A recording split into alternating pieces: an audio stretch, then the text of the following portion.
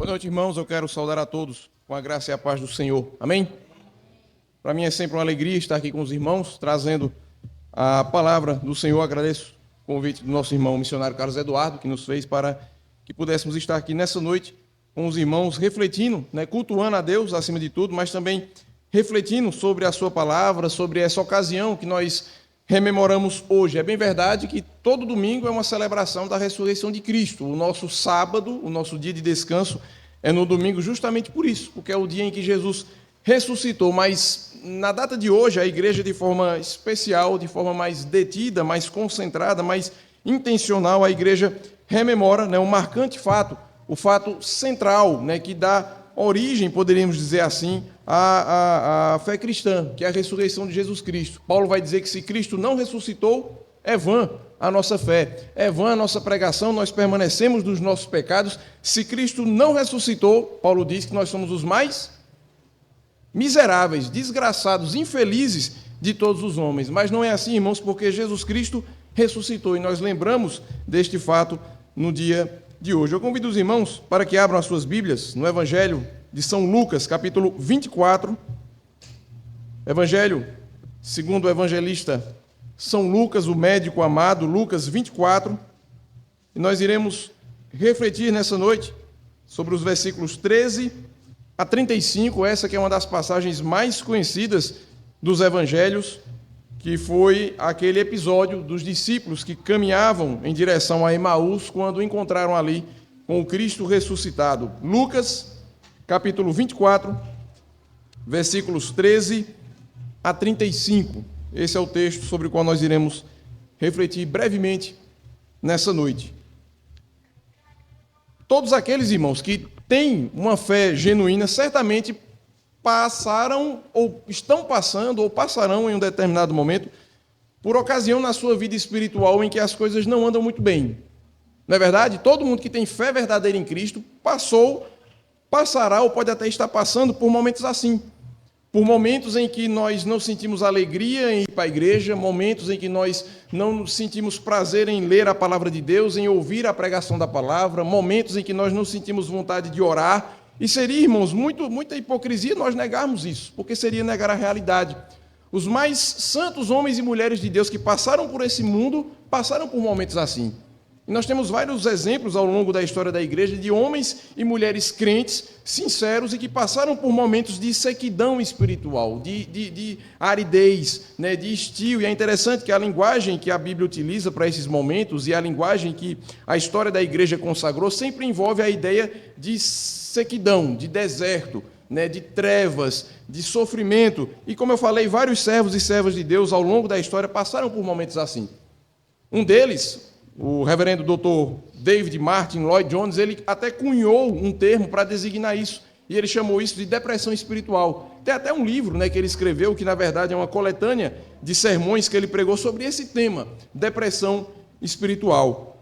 E aí um de vocês poderia me interromper nesse exato momento e dizer: ô Carlos, mas isso é assunto para dia de hoje? Nós não estamos comemorando a Páscoa?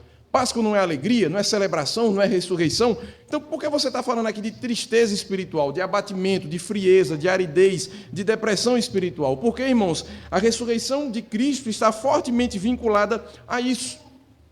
Nós veremos no texto dessa noite como aqueles dois homens que eram discípulos de Jesus, eram homens crentes, eram discípulos do Senhor, como eu afirmei, mas que passavam por um momento de extrema dificuldade espiritual, de aridez, de deserto, de sequidão e, por que não, de depressão espiritual. E nós veremos que é justamente o Cristo ressuscitado a solução para os problemas daqueles homens, da mesma forma como o Cristo ressuscitado é também a solução para os nossos problemas, para a nossa frieza espiritual, para os momentos em que, como eu falei no início, nós não sentimos prazer em ir à igreja, nós não sentimos prazer com a comunhão dos santos, nós não sentimos prazer com a leitura, com a pregação, com as orações, e Cristo ressuscitado é a solução para esse problema. O nosso texto começa no versículo 13, dizendo: naquele mesmo dia.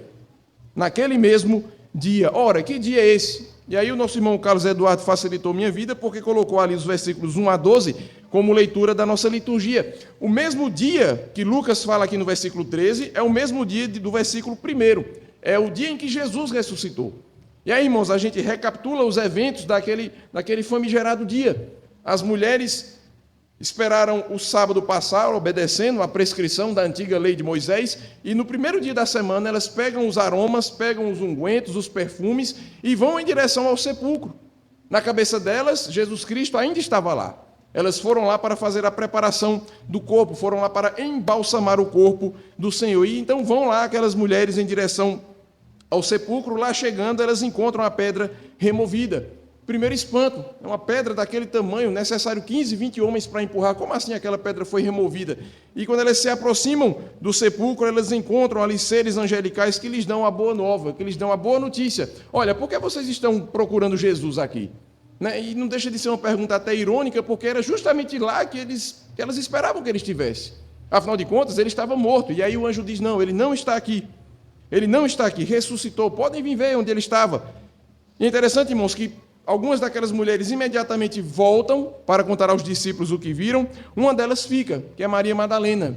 E ela é a primeira a encontrar com o Cristo ressuscitado. Em seguida, Maria Madalena volta, transmite a notícia não só de que o corpo não está lá, mas de que ela mesma viu com os seus próprios olhos o Senhor. Pedro e João então partem em direção ao sepulcro, correndo. É interessante que João vai dizer que João correu mais rápido do que Pedro, chegou primeiro, só que João não teve coragem de entrar. Ele para no sepulcro, fica naquela entro, não entro. Pedro chega depois, empurra ele de lado, entra e vê que ali estão nada mais do que os lençóis que haviam envolvido o corpo do Senhor. Então Pedro e João voltam para o grupo dos 9, contam aquela notícia, porém eles não haviam visto. A única pessoa que havia visto Cristo ressuscitado até então era Maria Madalena. Isso tudo, irmãos, que eu resumi aqui em 2, 3 minutos, aconteceu de manhã. Durante todo aquele dia, durante toda aquela manhã e tarde, permaneceu aquele sentimento de suspense. Olha, Jesus não está lá. Quem levou? Se ele ressuscitou, por que ele ainda não apareceu aqui? Por que só Maria viu? Será que ela realmente viu? Será que não foi outra pessoa? Será que ela não teve uma miragem? Será que ela não estava nervosa, confundiu o jardineiro com ele? Então, todo aquele dia transcorreu naquele sentimento de suspense. O que aconteceu com o corpo do Senhor? O que vai acontecer com cada um de nós? Naquele mesmo dia, versículo 13, dois dos discípulos, eles não eram parte dos apóstolos, porque no final do texto vai dizer que eles voltaram e encontraram os 11. Então, esses 2 discípulos aqui, eles não faziam parte do grupo dos apóstolos. Provavelmente faziam parte daquele grupo maior, dos 70, que acompanharam Jesus durante o final do seu ministério. Naquele mesmo dia, 2 deles estavam de caminho para uma aldeia chamada Emaús, distante de Jerusalém, 60 estádios, e iam conversando a respeito de todas as coisas sucedidas. Irmãos, é bem verdade que esse texto nos deixa várias questões em aberto. Por exemplo, nós não sabemos absolutamente nada sobre esses 2 discípulos, exceto o nome e de apenas um deles, que o texto vai dizer lá na frente, que se chamava Cleopas. Mas nós não sabemos exatamente quem eram, nós não sabemos se faziam parte do grupo dos 70, se eram alguns curiosos que haviam se juntado a Jesus naquela última semana de vida, nós não sabemos para onde eles foram depois disso, nós não sabemos se eles foram ordenados, se eles foram ordenados presbíteros, diáconos, a gente não sabe nada sobre esses homens, exceto o nome de um deles. Nós não sabemos também por que razão eles estavam indo para Emaús. O texto não detalha, nós não sabemos o porquê. Mas o que nós sabemos, irmãos, é que esses homens estavam deixando Jerusalém, se dirigindo a essa vila chamada Emaús, até que, no versículo 15, nós lemos que o próprio Jesus Cristo apareceu ali, naquele caminho. Então imagine a cena, aqueles 2 homens, final da tarde, deixando Jerusalém, caminhando a pé por aquelas estradas empoeiradas da Judéia, no calor do sol, e de repente, enquanto eles vão andando e conversando um com o outro, chega um outro andarilho, um outro viajante, e se aproxima deles. Aconteceu que, enquanto conversavam e discutiam, o próprio Jesus se aproximou e ia com eles. Porém, irmãos, mais surpreendente do que Jesus aparecer ali de repente, é o fato de que eles não reconheceram que ele era Jesus, verso 16. Os seus olhos, porém, estavam como que impedidos de o reconhecer. Os seus olhos, porém, estavam como que impedidos de o reconhecer. Essa palavra grega aqui, traduzida como impedidos, poderia ser traduzida como fortemente fechados. Os olhos daqueles 2 homens estavam fortemente fechados para o fato de que do lado deles estava o próprio Jesus Cristo. E isso, irmãos, é uma das coisas que também nós temos dificuldades de entender. Como é possível? Como é possível que aqueles 2 homens, não puderam reconhecer do seu lado o próprio Jesus Cristo a quem eles seguiam, o próprio Jesus Cristo a quem eles tanto amavam, o mestre que eles andavam após ele durante tantos e tantos dias. E aí, irmãos, muita especulação é feita pelos comentaristas, pelos estudiosos, do motivo. Por que aqueles homens foram impedidos de o reconhecer? Irmãos, eu acredito que o que impediu aqueles homens de reconhecer a Cristo foi o seu estado emocional. Era a situação conturbada em que as suas mentes e os seus corações estavam envolvidos. Quando a mente não está preparada para reconhecer uma pessoa, e a medicina relata momentos assim, episódios assim, em que devido a um grande trauma emocional, psicológico, você simplesmente bloqueia pedaços menores ou maiores do seu passado. Eu já tive um caso na família de uma pessoa que passou por um impacto muito grande e ele esqueceu de tudo.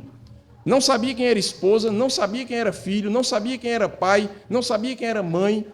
E ele passou alguns dias assim até que ele pudesse recobrar aos poucos a sua memória. Veja, irmãos, é bem provável que o que aconteceu aqui com esses dois discípulos foi algo nesse sentido. Eles haviam sido tão impactados pelos eventos desde a quinta-feira à noite, com a prisão, julgamento, morte, sepultamento de Jesus. Todos esses eventos provavelmente fizeram com que eles simplesmente desesperassem de qualquer possibilidade de encontrar Jesus de novo.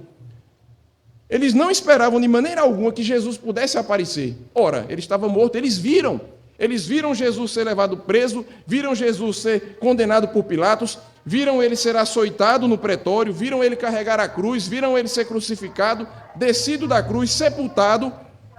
Não havia nenhuma expectativa de que eles pudessem encontrar Jesus, muito menos naquele caminho de Jerusalém até Emaús.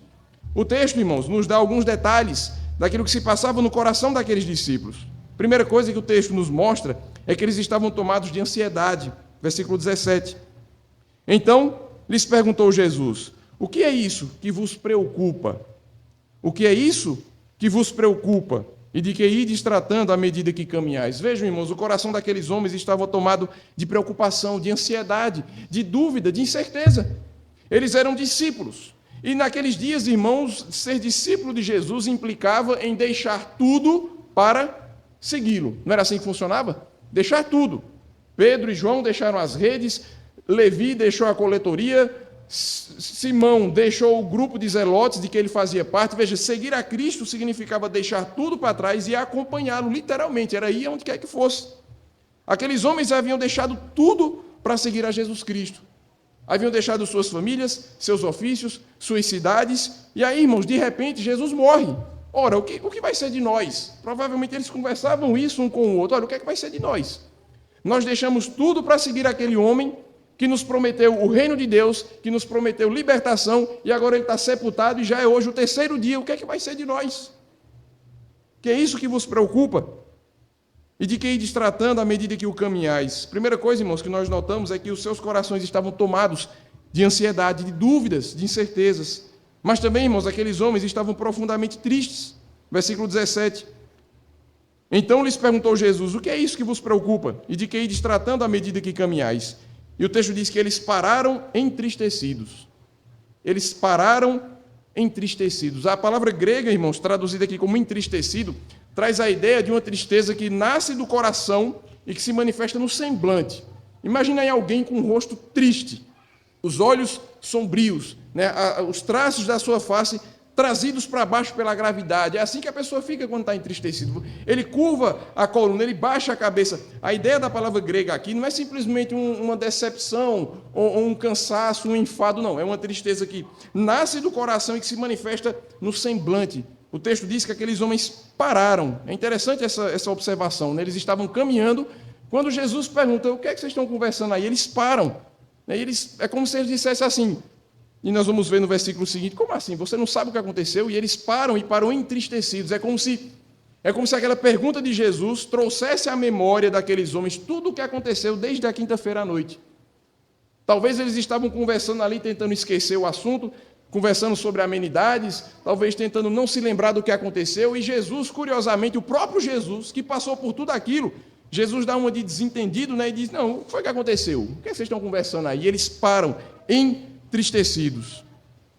A narrativa prossegue, verso 18, dizendo: porém, chamado Cleopas, respondeu dizendo: és o único, porventura, que, tendo estado em Jerusalém, ignoras as ocorrências desses últimos dias? E ele, Jesus, lhes respondeu, e ele lhes perguntou, quais? É interessante, o texto aqui contém ironia, né? O próprio Jesus Cristo aqui dando uma de desentendido, né? Dando uma de João sem braço, como a gente diz, né?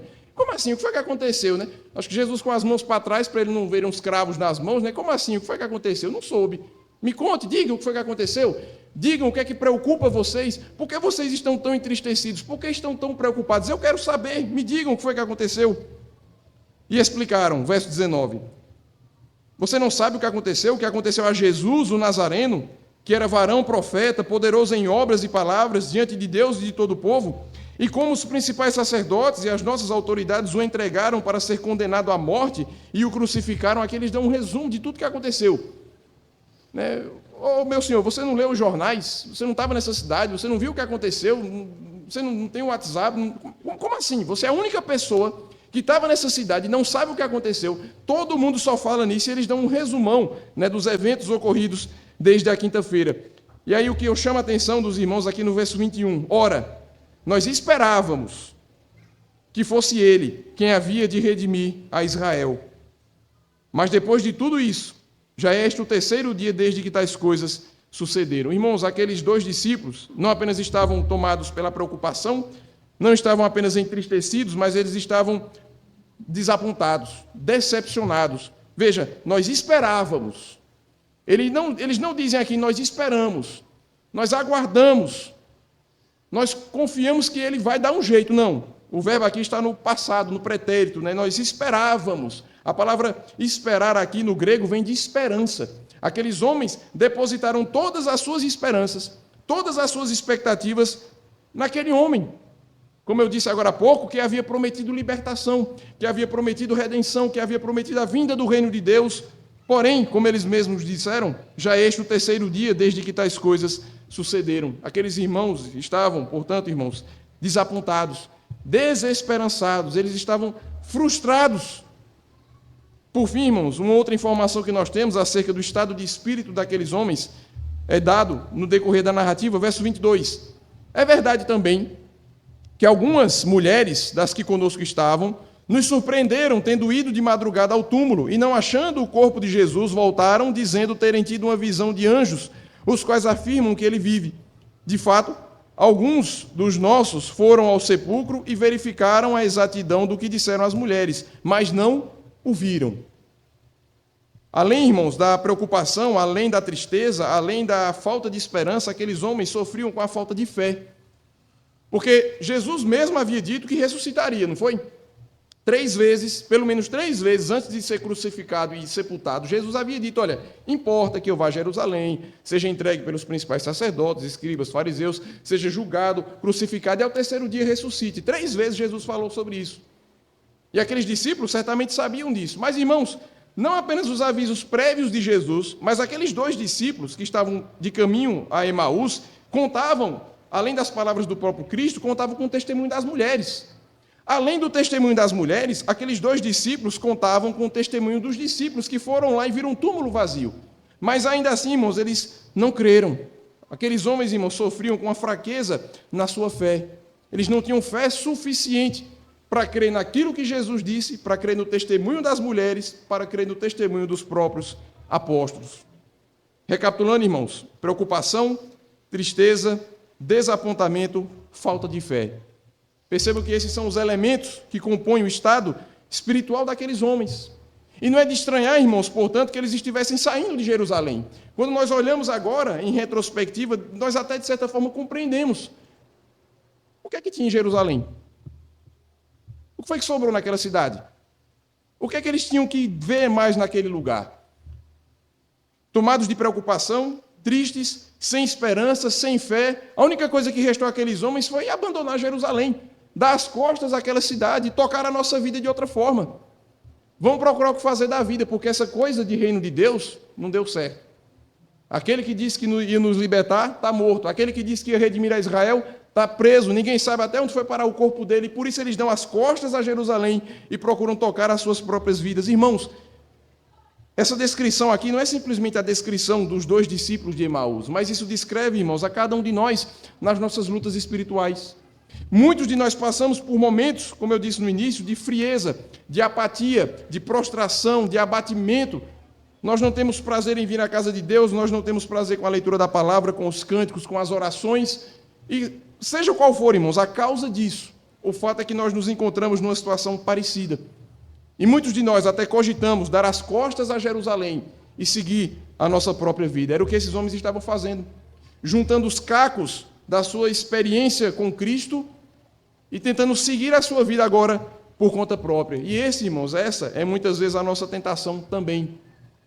Às vezes nós nos encontramos nessa situação de deserto espiritual por causa de algum pecado que nós cometemos, ou por causa de algum problema familiar, ou por causa de algum problema interpessoal na igreja, ou porque nós nos decepcionamos com a administração da igreja, com o pastor, com o presbítero, ou porque nós simplesmente deixamos de zelar da nossa própria vida espiritual. Vejam, irmãos, nós pedimos a Deus uma coisa e Ele não nos dá, é aquela oração que não é respondida. Vários são os motivos pelos quais nós podemos nos encontrar numa situação parecida. Mas qual é a solução? A solução, irmãos, para nós sairmos desse estado de tristeza espiritual é o Cristo ressuscitado, que foi a solução daqueles dois homens. Vejam aí comigo, versículo 25. Então, lhes disse Jesus: ó nécios e tardos de coração, para crer tudo o que os profetas disseram. A partir daqui, irmãos, Jesus começa a se revelar. Jesus começa a mostrar quem ele de fato era. Até o versículo 25, Jesus estava simulando, Jesus estava no faz de conta aqui, né? O que é que vocês estão conversando? O que foi que aconteceu? Não estou sabendo, me conte aí. E aí, de repente, Jesus ele abandona o papel, digamos assim, e ele começa a falar como de fato mestre. Então lhes disse Jesus: ó nécios e tardos de coração. Né? Jesus ele era mestre por excelência, né? Jesus sabia a hora certa de falar, exatamente o que dizer, as palavras que utilizar, porque Jesus ele não passa a mão na cabeça deles, né? Ó nécios, a palavra nécio aqui é tolo, né? É uma forma, digamos assim, menos rude de dizer burro, né? A gente fala burro e é pesado. Nécio é uma coisa entre tolo e burro, né? Fica naquele meio termo ali. Mas Jesus puxa a orelha daqueles discípulos: ó nécios, tolos, né? Vocês estão com a mente embotada, vocês não conseguem perceber. E Jesus ainda diz: tardos de coração, coração lerdo. Né? As duas expressões que Jesus utiliza aqui trazem a ideia de dificuldade de entender. Como vocês não entenderam? Como é possível que vocês não percebam as coisas? Né? Jesus puxa a orelha daqueles discípulos e, em seguida, ele passa a se revelar. E aí, irmãos, eu chamo a sua atenção para as três formas como Jesus se manifesta. Primeiro, Jesus se manifesta por meio da palavra de Deus. Verso 25: então lhes disse Jesus: ó nécios e tardos de coração, para crer tudo o que os profetas disseram. Vejam, irmãos, que Jesus aqui ele não apela nem para os seus discursos. Como eu falei, Jesus havia dito 3 vezes que seria morto, mas ressuscitaria ao 3º dia. Quando Jesus vai explicar aqui a eles, Jesus apela não às suas palavras, mas Jesus apela a todo o Antigo Testamento. Nécios e tardos de coração, para crer tudo o que os profetas disseram. Porventura não convinha que o Cristo padecesse e entrasse na sua glória? E então, começando por Moisés, discorrendo por todos os profetas, expunha-lhes o que a seu respeito constava em todas as Escrituras. Jesus, irmãos, ressuscitado, ele se manifesta àqueles discípulos, primeiro, por meio da sua palavra. Jesus apela à autoridade dos escritos do Antigo Testamento e mostra como desde Moisés, passando por todos os profetas e pelos salmos, ele é o assunto principal da Escritura. E Jesus diz: olha, leia aqui comigo, né? Lembra do que Moisés escreveu, lembra de Isaías, lembra de Ezequiel, de Jeremias, de Davi. Tudo que esses homens falaram a meu respeito. Mas, irmãos, Jesus ele se manifesta não só pela sua palavra, mas também através dos seus sacramentos. Versículo 26. Aliás, versículo 28. Quando se aproximavam da aldeia para onde iam, fez ele, no caso Jesus, menção de passar adiante. Mas eles o constrangeram, dizendo: fica conosco, porque é tarde e o dia já declina. E entrou para ficar com eles. E aconteceu que, quando estavam à mesa, tomando ele, Jesus, o pão, abençoou-o e, tendo-o partido, lhes deu. Então se lhes abriram os olhos e o reconheceram, mas ele desapareceu da presença deles. Jesus se revela primeiro por meio da sua palavra, das Escrituras, mas Jesus se manifesta, irmãos, também por meio do sacramento. Foi no momento em que Jesus senta com eles à mesa, que toma o pão e abençoa, que aqueles discípulos à semelhança de Paulo, né, caíram as escamas ali dos olhos dele, eles puderam perceber finalmente que aquele era o Cristo. Aquele ato de abençoar o pão e de parti-lo era algo comum na antiguidade, né? O anfitrião, o chefe de família, o pai, né, o dono de casa, antes da refeição, ele abençoava aquela comida e distribuía aos presentes. Jesus aqui, ele quebra o protocolo, porque ele não era um anfitrião, ele era o convidado. Mas isso não impediu o Senhor de tomar aquele pão, abençoá-lo e parti-lo. Certamente, quando ele fez isso, a rememoração da instituição da Eucaristia, da celebração da última ceia, Jesus abençoando aquele pão e partindo. Jesus, irmãos, ele se manifesta pela sua palavra, mas também por meio dos seus sacramentos. E por fim, em último lugar, Jesus se manifesta por meio da obra do seu Espírito. Veja ainda o que o texto diz, versículo 30. E aconteceu que quando estavam à mesa, tomando ele o pão, abençoou, e tendo-o partido, lhes deu. Então se lhes abriram os olhos e o reconheceram, mas ele desapareceu da presença deles. E aí sim eles puderam dizer um ao outro, e disseram um ao outro: porventura, não nos ardia o coração quando ele pelo caminho nos falava, quando nos expunha as Escrituras? Percebe, irmãos, que aqueles discípulos que antes eram nécios, tardos de coração, que estavam imersos na sua preocupação, na sua tristeza, no seu desapontamento, na sua incredulidade, mas agora, quando Jesus se manifesta pela palavra, pelos sacramentos e pela ação do Espírito em seus corações, eles finalmente puderam reconhecer. É como se eles dissessem assim: como é possível que a gente não percebeu? Rapaz, a gente andou com esse homem a tarde inteira, conversando pelo caminho, e só agora a gente percebeu que de fato ele era o Cristo ressuscitado. Porventura não nos ardia o coração? Percebam o Espírito Santo trabalhando na alma daqueles homens, a ideia do coração ardendo, da chama que estava se apagando, ressurgindo novamente. Porventura não nos ardia o coração quando ele pelo caminho nos falava? Percebe, irmãos, que é dessa forma que o Cristo ressuscitado trata conosco. Quando nós enfrentamos as dificuldades da vida, a sequidão espiritual, a frieza, a depressão da nossa alma, é a Cristo que nós devemos nos voltar. Através da sua palavra, lida, pregada, ensinada. Devemos, irmãos, nos voltar aos sacramentos.